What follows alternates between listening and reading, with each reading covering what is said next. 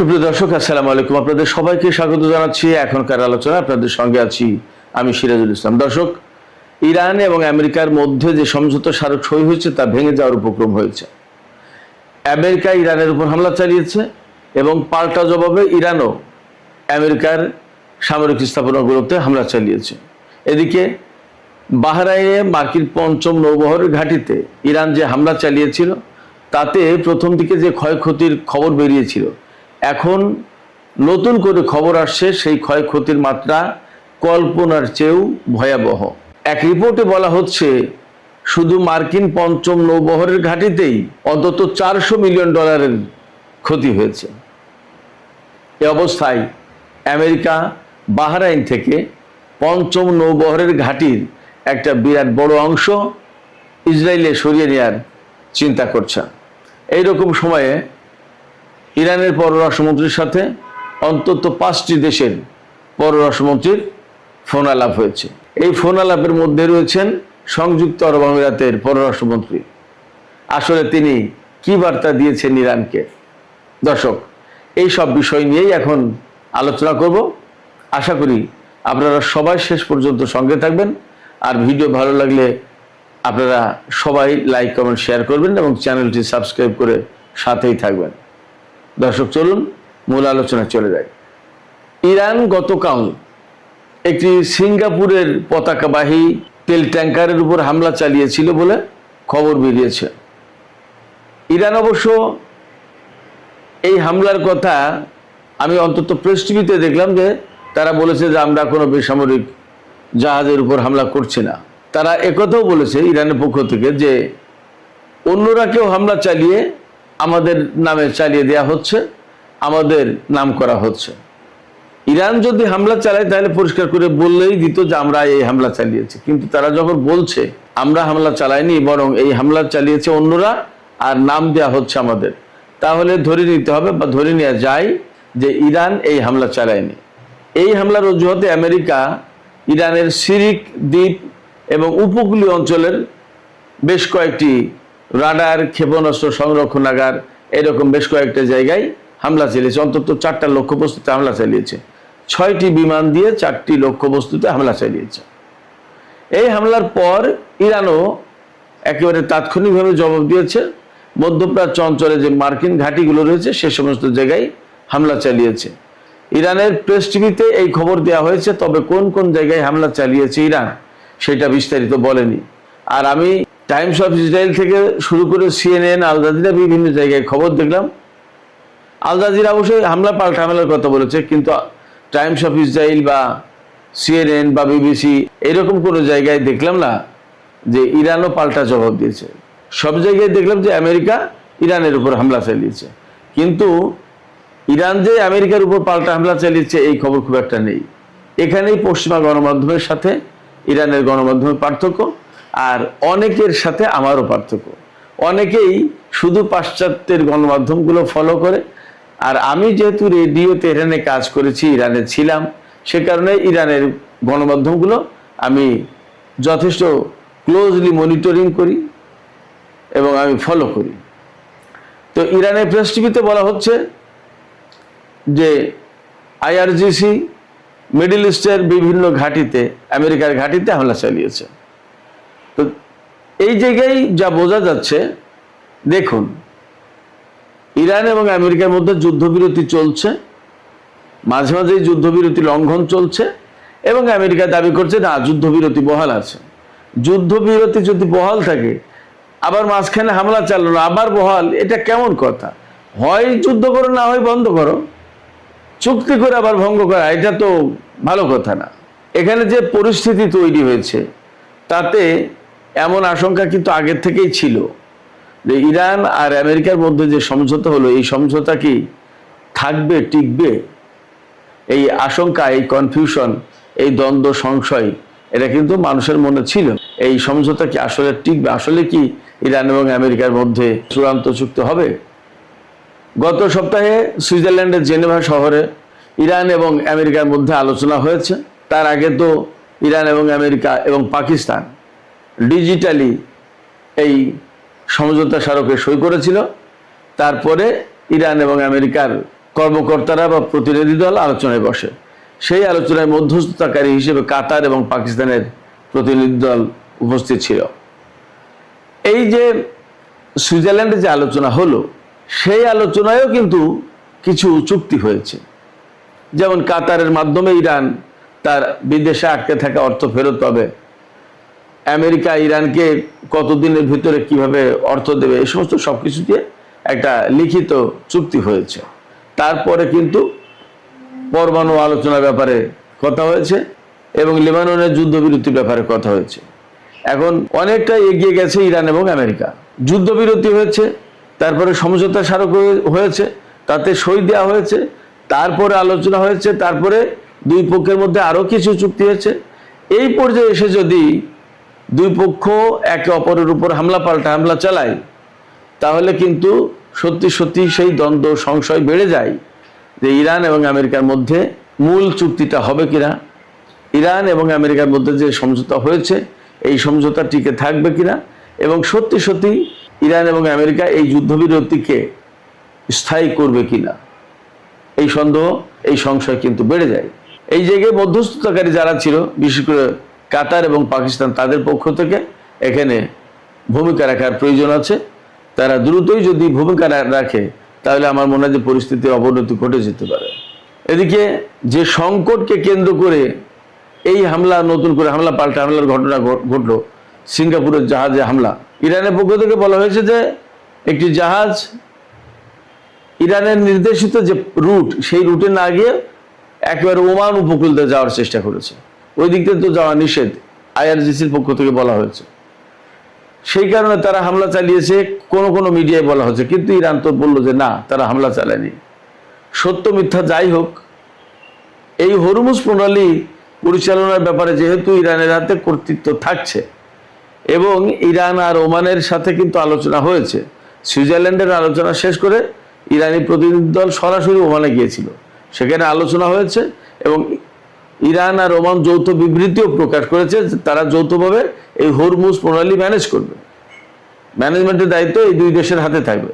এবং আজকে খবর পাওয়া যাচ্ছে ওমানের পররাষ্ট্রমন্ত্রী ইউরোপের বিভিন্ন দেশের সাথে আলাপ করেছেন। তিনি বলেছেন হরমুজ প্রণালী ব্যবহার করতে হলে জাহাজগুলোকে অবশ্যই একটা ফি দিতে হবে। সেই ফি দিতে হবে মূলত নৌ চলাচলে সহায়তা করার জন্য এবং দূষণ কন্ট্রোল করার জন্য, দূষণ নিয়ন্ত্রণ করার জন্য। পরিবেশ দূষণ তো হয়, জাহাজ চলাচল করলে বিভিন্ন রকমের বর্জ্য নির্গত হয়, মানুষের বর্জ্য থেকে শুরু করে সেখানে তো খাবার দাবার সব কিছুই চলে, তো এই সমস্ত সবই তো সাগরে যায়। এবং হরমুজ প্রণালী পার হওয়ার পরে যে পারস্য উপসাগর, সেটা কিন্তু অনেকটা আটকানো এবং তার চারপাশে বিরাট সংখ্যক জনবসতি। ইরান, কুয়েত, কাতার, সৌদি আরব, ইরাক, তারপরে ওমান এবং সংযুক্ত আরব আমিরাত, এই যে এতগুলো দেশ থেকে তেল এবং গ্যাস নেয়, বহু সংখ্যক জাহাজ পারাপার করে, তার থেকে তেল নির্গত হয়, বর্জ্য হয়, মানুষের খাবার দাবার থেকে শুরু করে সমস্ত সবকিছু। তার মানে ওই এলাকার পরিবেশের একটা দূষণ ঘটে। এটা তো আঞ্চলিক পরিবেশেরও ব্যাপার। এই দূষণ পরিচ্ছন্ন রাখার জন্য, দূষণ মুক্ত রাখার জন্য ওমান জানিয়েছে ইউরোপীয় দেশগুলোকে যে জাহাজ চলাচল করতে হলে একটা ফি দিতে হবে। ফিটা দিতে হবে মূলত জাহাজ চলাচলে সহায়তা করার জন্য। ইরান এবং ওমান তাদের জাহাজ চলাচলে সহায়তা করবে, এই জন্য আরেকটা ফি দিতে হবে দূষণ মুক্ত রাখার জন্য। তো এটা নিয়ে যেহেতু আমেরিকার সাথে ইরানের টানাপোড়েন আছে, আমেরিকা এখনো বলছে যে ফ্রিলি জাহাজ চলাচল করতে দিতে হবে, ইরান তো তা বলছে না। এখন এইটা নিয়ে একটা টানাটানি আছে, টানাপোড়েন আছে। আসলে এটা কোথায় গিয়ে শেষ হয় একটু দেখার ব্যাপার। আমি এবার মূল আলোচনায় চলে আসি। মূল আলোচনাটা হচ্ছে বাহরাইনে যে আমেরিকার ৫ম নৌবহরের ঘাঁটি রয়েছে, সেই ঘাঁটিতে ইরান যুদ্ধের প্রথম দিনেই ব্যাপক হামলা চালিয়েছিল। ২৮শে ফেব্রুয়ারি থেকেই শুরু করেছিল এবং ইরানের বিরাট বড় টার্গেট ছিল যে এই অঞ্চলে বড় বড় যে সমস্ত সামরিক ঘাঁটি আছে এবং কমান্ড অ্যান্ড কন্ট্রোল সেন্টার আছে, radar system, early warning system এবং ইলেকট্রনিক জ্যামিং সিস্টেম, এই সমস্ত যেখানে আছে সেই ঘাঁটিগুলো আগে অকেজো করে দিতে হবে। সেই টার্গেট নিয়ে ইরানি সামরিক বাহিনী, আইআরজিসি, বাহরাইনের মার্কিন পঞ্চম নৌবহরের ঘাঁটিতে ব্যাপক হামলা চালায়। সেই হামলায় আমরা তখনই জেনেছিলাম যে সেখানকার রেডার সিস্টেম আরও অনেক কিছু ধ্বংস হয়ে গিয়েছিল, কিন্তু প্রকৃত খবর তখন আসেনি, এখন আসছে। তাহলে এখানে বলা যায় যে আমেরিকা নিশ্চয়ই তখনকার ক্ষয়ক্ষতির খবর গোপন করছিল, কারণ আমেরিকার সামরিক বাহিনীর ভেতরে এবং আমেরিকার জনগণের ভেতরে হতাশা নেমে আসবে, মার্কিন জনগণ ক্ষেপে দেবে, ক্ষুব্ধ হবে এবং ডোনাল্ড ট্রাম্পের প্রশাসন মারাত্মকভাবে চাপের মুখে পড়বে। এই জন্য এই সমস্ত গোপন করা হয়েছে তথ্যগুলো। এখনকার যে খবর, সেই খবরে নতুন করে তথ্য আসছে যে মার্কিন পঞ্চম নৌবহরের ঘাঁটির বেশিরভাগ ভবন ধ্বংস হয়ে গেছে, 12টা ভবন ধ্বংস হয়ে গেছে। Early warning system, radar system তো ধ্বংস হয়েছেই, কমান্ড অ্যান্ড কন্ট্রোল সেন্টার ধ্বংস হয়েছে। তাতে সবকিছু মিলে এই ঘাঁটির একটা কমপক্ষে $400 মিলিয়ন বা $40 কোটি ক্ষয়ক্ষতি হয়েছে শুধু এক ঘাঁটিতে। এখনো তো শেষ কথা না, এ তো স্যাটেলাইট চিত্র দেখে মোটামুটি একটা খবর দেওয়া হয়েছে, বাস্তবতা আরো ভিন্ন। এবং কতটা ক্ষতিগ্রস্ত হলে আপনারা ভাবুন, মার্কিন পঞ্চম নৌবহরের ঘাঁটি কতটা ক্ষতিগ্রস্ত হলে সেই ঘাঁটি এখন ইসরায়েলে সরিয়ে নিয়ে যাওয়ার চিন্তা করা হচ্ছে। ইসরায়েলে কেন সরিয়ে নেবে? ইসরায়েলে সরিয়ে নেবে এই কারণে যে আমেরিকার পঞ্চম নৌবহরের ঘাঁটি এত গুরুত্বপূর্ণ ঘাঁটি, সেটা ইরানের ক্ষেপণাস্ত্র এবং ড্রোনের আওতার বাইরে থাকুক। কিন্তু বাস্তবতা হচ্ছে ইসরায়েল কি ইরানের ক্ষেপণাস্ত্র এবং ড্রোনের নাগালের বাইরে? ইরান কি ইসরায়েলের উপর ক্ষেপণাস্ত্র এবং ড্রোন দিয়ে হামলা চালায়নি? তাহলে ইসরায়েলে ঘাঁটি নিয়ে কি বাঁচতে পারবে? মনে হয় না। এদিকে আরেকটি গুরুত্বপূর্ণ খবর আছে, কুয়েত এবং সৌদি আরব থেকে আমেরিকা সেনা কমিয়ে ফেলছে, অনেক সেনা কমিয়ে ফেলবে। আমার কাছে মনে হচ্ছে যে এখানে দুটো বিশ্লেষণ দেব আমি, সেনা কমানোর ব্যাপারে এবং ইসরায়েলে পঞ্চম নৌবহরের ঘাঁটি সরিয়ে নেওয়ার ব্যাপারে। প্রথমত সেনা কমানোর ব্যাপারে আমি যে বিশ্লেষণটা দিতে চাই সেটা হচ্ছে যে সম্ভবত আমেরিকা আস্তে আস্তে পুরো সেনা সরিয়ে নেবে। এখন আপাতত কমানোর কথা বলছে, আর কিছুদিন পরে পুরোটাই সরিয়ে নেবে, কারণ এটা ইরানের একটা অন্যতম চাওয়া এবং দাবি ছিল যে মধ্যপ্রাচ্য থেকে মার্কিন সেনা সরাতে হবে। তাদের কাজটা কি? এবং এই দাবি এখন আরব দেশগুলোও করছে আমেরিকার কাছে যে তোমরা তো নিরাপত্তা দিতে পারছো না, তোমাদের তো দরকার নেই, তাহলে আমরা আমাদের ব্যাপারটা দেখি। এটা একটা ব্যাপার। সেক্ষেত্রে এখন বলা হচ্ছে কমানোর কথা, কিন্তু কয়েকদিন পরে বলবে পুরোটাই সরিয়ে নেওয়া হয়েছে। আর মার্কিন পঞ্চম নৌবহরের ঘাঁটি যে ইসরায়েলে সরিয়ে নেওয়া হবে, এটার একটা বড় কারণ হতে পারে হরমুজ প্রণালী দিয়ে ইরান একেবারেই আমেরিকা এবং ইসরায়েলের যুদ্ধ জাহাজ চলাচল নিষিদ্ধ করেছে। ইসরায়েলের কোনো জাহাজ চলতে পারবে না, আর আমেরিকার যুদ্ধ জাহাজ চলতে পারবে না এই হরমুজ প্রণালী দিয়ে। আমেরিকার যুদ্ধ জাহাজ যদি চলতে না পারে তাহলে তারা যাবে কোথায়? উপায় কি তাদের? সেক্ষেত্রে তারা এখান থেকে সরিয়ে নিচ্ছে ঘাঁটি ইসরায়েলে, এটা আমার অ্যাজাম্পশন। এদিকে গতকাল দফায় দফায় অন্তত 5 জন পররাষ্ট্রমন্ত্রী ইরানের পররাষ্ট্রমন্ত্রীর সাথে কথা বলেছেন ফোনে।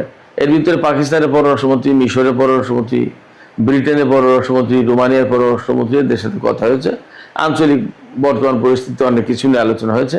এর ভিতরে গুরুত্বপূর্ণ অংশ হচ্ছে সংযুক্ত আরব আমিরাতের পররাষ্ট্রমন্ত্রী গতকাল ইরানের পররাষ্ট্রমন্ত্রীর সাথে কথা বলেছেন। ফোন আলাপে সংযুক্ত আরব আমিরাতের পররাষ্ট্রমন্ত্রী ইরানের পররাষ্ট্রমন্ত্রী সাইদ আব্বাস আরাকচিকে বলেছেন যে হরমুজ প্রণালী দিয়ে যাতে নিরাপদ এবং সহজে নির্বিঘ্নে জাহাজ চলাচল করতে পারে সেরকম ব্যবস্থা করতে হবে। ইরান তো বলছেই সেই ব্যবস্থা করা হবে, কিন্তু ম্যানেজমেন্টের দায়িত্বটা ইরান এবং ওমানের হাতে থাকবে, আর কিছু ফি দিতে হবে। তো এই ফি দেওয়ার ব্যাপারেই মনে হয় সংযুক্ত আরব আমিরাতের পক্ষ থেকে আলাপ আলোচনা করা হয়েছে। সংযুক্ত আরব আমিরাত বেশ ভালোভাবেই বুঝতে পেরেছে যে ইরানের সাথে কোঅর্ডিনেট না করে, কোঅপারেট না করে এইখানে ব্যবসা বাণিজ্য করা যাবে না এবং জাহাজ চলাচল করানো যাবে না। সেক্ষেত্রে ইরানের সাথে তারা হয়তো এখন অনেকটা আপোষ মীমাংসা আসার চেষ্টা করবে, এটাই আমার কাছে মনে হয়। সুপ্রিয় দর্শক, এখনকার আলোচনা এখানে শেষ করতে চাই।